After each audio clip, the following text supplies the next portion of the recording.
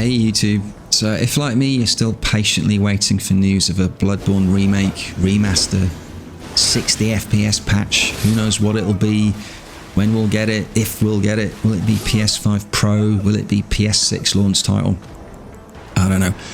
But if you need a Bloodborne fix, maybe you could try making your own Bloodborne build in Elden Ring.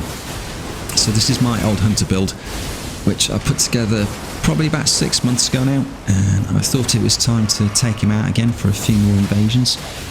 So this is using the Mantis Blade, which is probably the closest thing you can get to a Bloodborne trick weapon in Elden Ring. So it's a curved sword, it's a drop from a cemetery shade in Gelmir Hero's Grave, and the R1 attack, it's just a regular R1, and it's actually the shortest curved sword attack in the game. So range really isn't good, like really not good at all, and the damage isn't great either. But the R2, the blade unfolds, so it's a bit like the transformed attack on the sword cleaver in Bloodborne, and that is actually the longest curved sword attack in the game.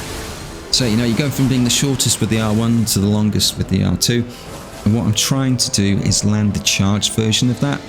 So I don't have a super amount of poise on this build, so I'm using Endure. And then to boost the charged attack, I've got the Axe Talisman and the Spike Cracked here. And I've gone for Bleed Infusion, so I've got 45 dex, which I'm taking up to 50 with Millicent's Prosthesis, and that gives me the multi-hit damage bonus as well. And then I've got 40 Arcane.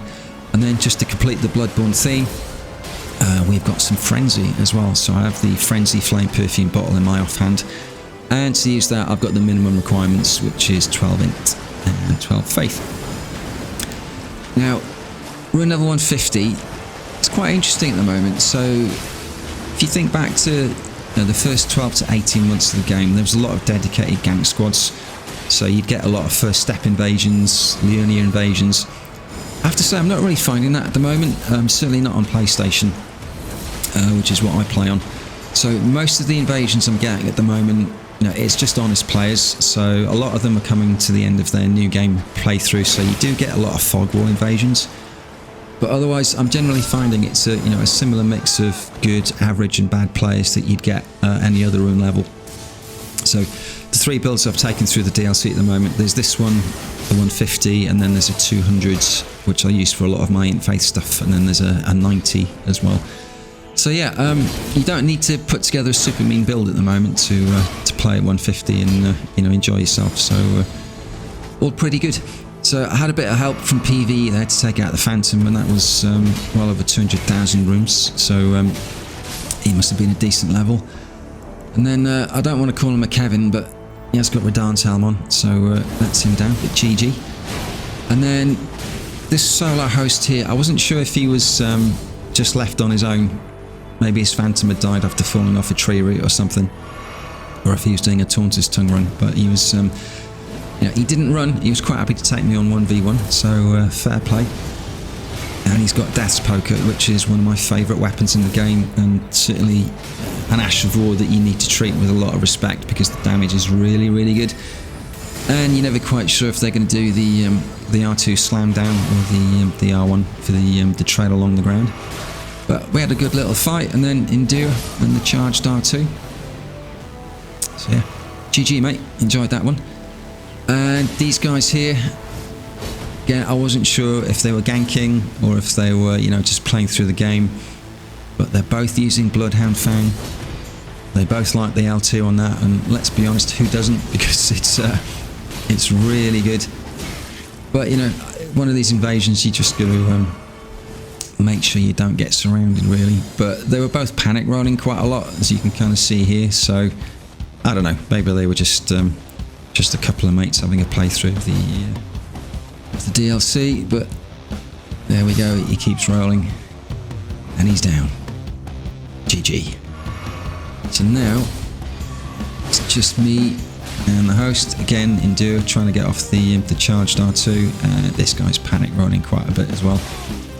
So I managed to get him there, but you can see he's rolling, and yeah, range on the R1, it's not great. That's 2 misses in a row.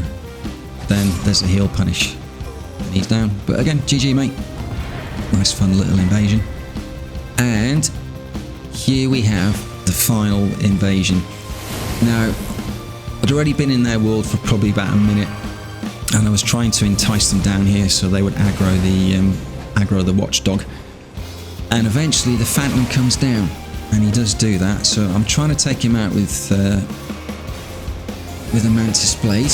You know, I managed to get off a charge star 2 there. His mate has come down, and now the watchdog is in play, which is exactly what I wanted. So they do the smart thing, which is to run away so they don't get taken out. But the watchdog has followed them back up, and I get a little bit of help, and there we go. Phantom is down, so now it's just me and the host, and all I have to do, right, is just stay calm and play it right. You know, he's got gravitas on his weapon, so I've got to be careful of that, not run into it. You know, just show him a little bit of respect, not doing anything silly, and then nothing can go wrong, right? This will be my invasion for the taking. Just gotta stay calm, play it right, and there we go. What goes around comes around. GG, mate. Hope you liked the video. If you did and you want to leave me a like or a follow, that'll be awesome, and I'll catch you in the next one. Cheers.